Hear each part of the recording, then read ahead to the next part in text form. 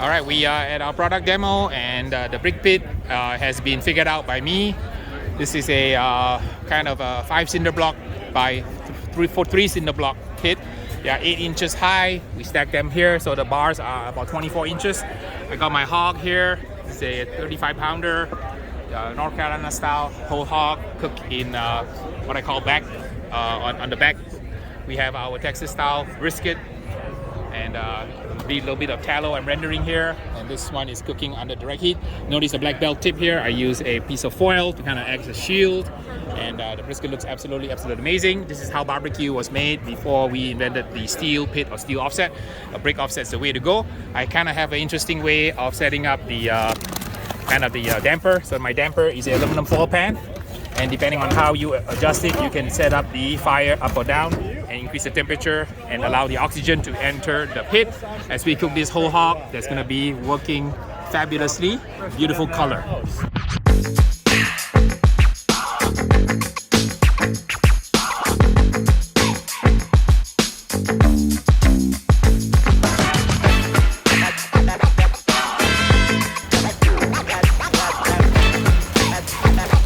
So what we do is we want to remove the hind legs. I have a little electric knife, 1/2 of the electric knife here. Okay, locate the joint here, make a cut, do a cut, score it first so that the skin is nice and even.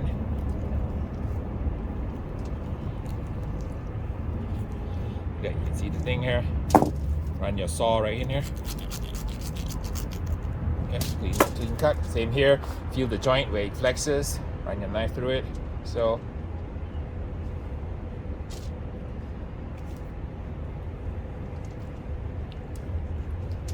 Joint like so. Run your knife here.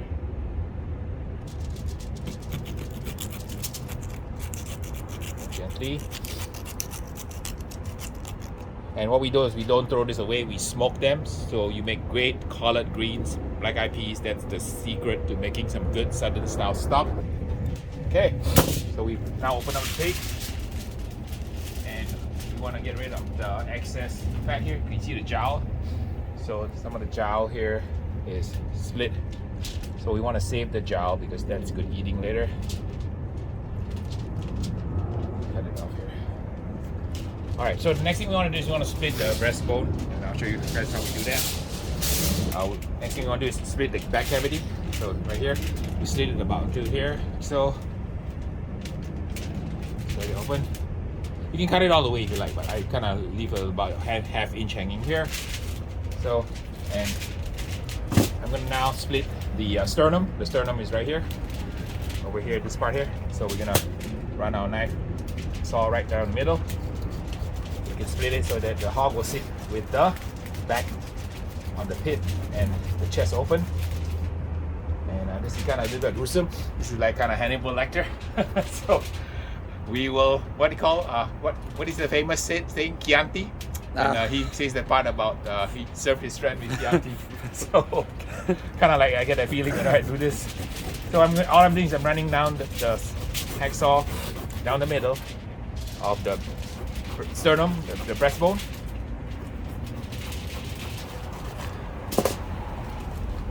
Okay.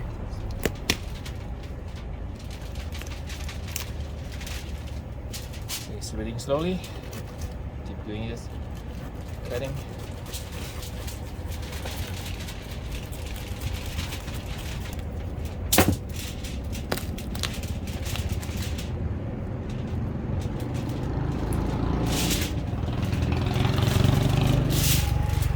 All right, here's our hog ready to go.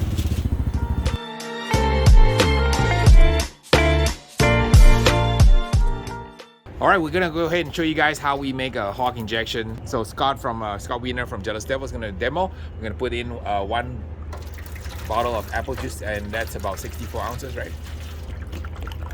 All right, we're gonna add some sugar next. And how much sugar is probably like about 2 to 3 cups. I'm gonna add it. Keep going, keep going, keep going. Okay, that's about 3 cups. That's good. Yeah. Okay. Let's add some salt. So Scott's gonna show you how we adjust the salt to taste. Okay, we're gonna add about salt, maybe about 6 to 8 tablespoons of salt. So the idea with salt is that I don't measure the salt. I put it in until we get twice the saltiness of ocean water. So Super that way, yucky. super yucky. Yeah. So yucky. So okay, go ahead and stir it up, and a splash of vinegar, just a little bit of acid. That acid goes well with pork, so you know you always want to make a kind of a little bit of a tangy style pork hog marinade. That. Okay. All right, thank you. And I'm gonna taste it now. There's a little bit of sugar here. Let me stir up the sugar.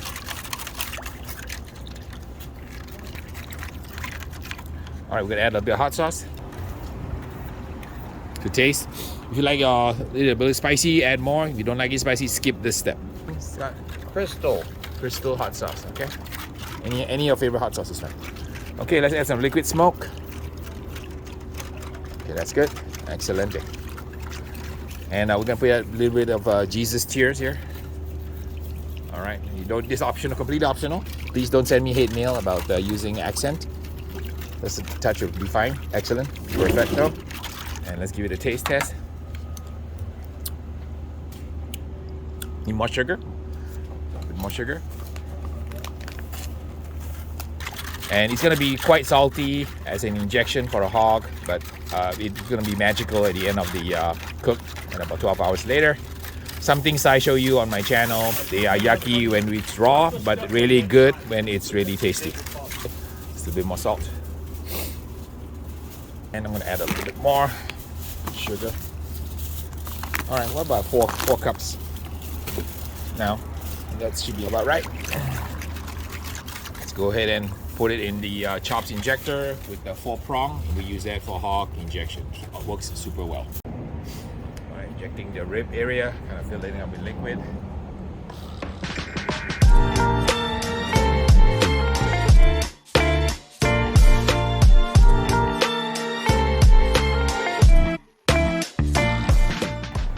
Now that we've got the injection on, Scott's gonna put on the rub. This is my all-purpose. You can use any rub you want. I was gonna also mention that some people like to separate the rib from the skin so that the rib is standing up. You can do that also, but on a small hog, I just prefer not to do that. Apply a liberal coating of rub. Try to get it on all the areas here. The cavity. So he's applying pretty thick layer rub. I don't usually put rub on the skin. I just spray oil on the skin because the skin is not going to be very crispy at all. So we're just going to go ahead and apply the rub and then get some on the inside here. The belly bacon is all the good stuff. Good eating part here. Okay. All right, perfecto. Ready to rock and roll and put it on the pit. Okay, we are ready now to put the hog onto the pit. I will grab one end. You grab the other end. It's probably easier.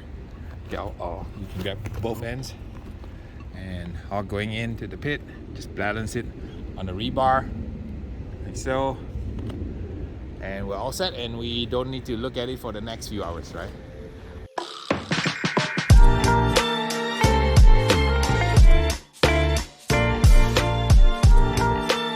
Nice even coating of ham.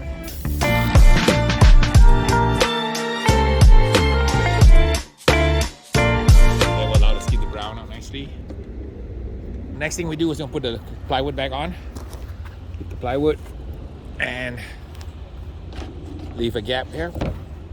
This side about an inch, and that will be absolutely perfect. So, okay, there you go. That's how you set up a hog onto a pit. As I have always told you guys, you never wash your meat. The toxic part of it is called the purge. You want to toss the purge in the trash. This will be a very simple trim. I'm going to trim off the little eye here. Let's save this for the tallow and dip it later. The tallow, keep the brisket kind of moist. Trim a little bit of silver skin. This part here is a little bit too thin. Trim this off. Brisket's gonna be nicely trimmed, and Scott's gonna be seasoning the brisket. And I'm applying a nice layer rub all evenly all over the brisket. And what we do is we apply until the meat beneath becomes opaque. It seems like a lot of rub, but that's the proper amount that I've calibrated. My rubs have a lot of seasoning and not a lot of salt, so it's all about flavor. Many other products out there, they just sell you salt, but mine is a championship rub. We're having some moolah rub here, and it's got other products like shiitake mushrooms. It's got citric acid, powdered Worcestershire for extra umami. And just a little teaser for you guys who are my fans. I'm going to be releasing version 2 very shortly for my chicken, my all-purpose, and my moolah. The V2 will be a supercharged version of my rub. As I improve my rubs over the years, I'm going to add numbers. So V2 will be followed by V3. So you can tell I'm an IT guy. I'm following kind of how software versioning works. And we continue to improve product, and then we'll put a version number on it for the different years that I'm going to be putting out all these brand new products. There's also a teaser. We have about 7 new rubs coming. Some cater for SCA, some including some fruit rubs that I use for competition. So now that I'm retired and every day is Saturday, I have time now to work on some of my passion, creating wonderful new products so that you too can be a backyard hero. All right, let's get the brisket on the pit here. And we're gonna create a little baffle here. I'm gonna use some foil to create a baffle. All right, and we're gonna put the brisket right on the foil so that brisket is not under direct heat managed.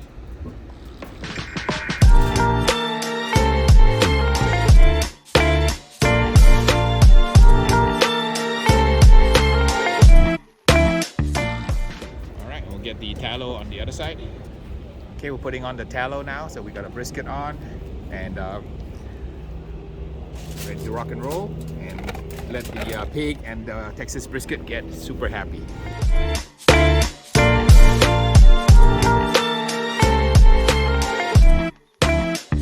This is a quick way to cook pork butt hot and fast. We cut it into little butterfly slices, and it cooks a lot faster.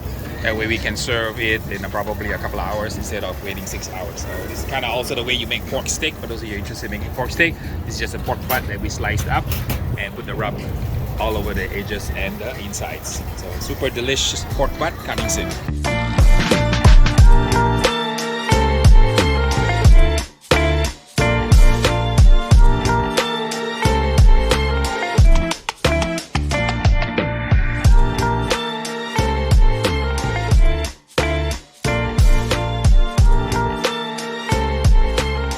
Showtime! Woohoo!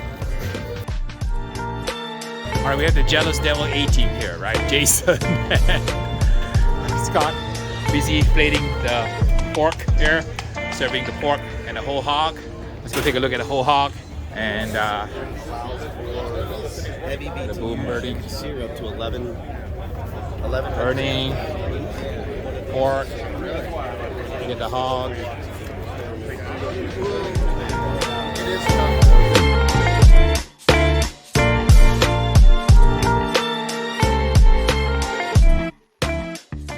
Hey folks, for those of you who stay behind to the end of my video, I'm going to do a bonus clip because I know a lot of you are going to ask me questions about how you build a hog pit from the materials you can buy at Home Depot. So this is known as a 4x3 hog pit. So you notice that there's basically 3 blocks going this way and 4 blocks going this way. That's how you build a pit. What you do is when you build a cinder block pit, these are 8-inch high blocks. They're about $1.57 a piece, and you stack them about 3 up, and then you put your rebar from Home Depot here, and the rebar basically sets the pig up at the right height. You can see the pig is cooked here. So what we do is we have the pig cooking on this end, and we have a gap here. If the gap is about 1 inch, you're gonna get about 275-degree heat coming through this way. And I filled up on this side with 1 bag of charcoal. And it's done in here. Right here you can see 1 bag of charcoal on this side. And I'm using a damper. The damper is my little foil pan. And about a 1-inch gap on the foil pan here will allow you to achieve a 275-degree heat. In order not to burn the parking lot, we have it on a bed of Home Depot sand on a 2x4.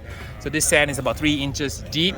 And it takes you about probably 6 to 8 hours to cook the pig, depending on the temperature. We had to cook it direct on day 1. On day 2 we cook it direct, but both methods worked, and that's kind of how the pig looks like. I'm gonna move it a little bit so you can see the inside of the hog pit, and let me show you the inside here. So here's the where the pig sat. The firebox is over there, the exit is there, and then we have another area there we're cooking a brisket, and there you have it. So for less than probably $100, you too can create your pit for your hog. We have a lot of supplies from Home Depot. Oop, there goes my little baffle here. But that's how you do it. A 4x3 pit from Home Depot. And you notice that the plywood is another, basically 2 more blocks high. and we have the flat stones on the top. When you have guests coming up, just remind them that the burn parts here are very, very hot, so don't touch those. The ones on the outside is cool. So when you lean in, just be careful not to burn your belly. It's gonna be really, really hot. So fantastic pit. If you know what you're doing, this is called a brick offset. So for those of you who are watching this, you guys know that this is how barbecue originated after we came from the pit that came from the ground.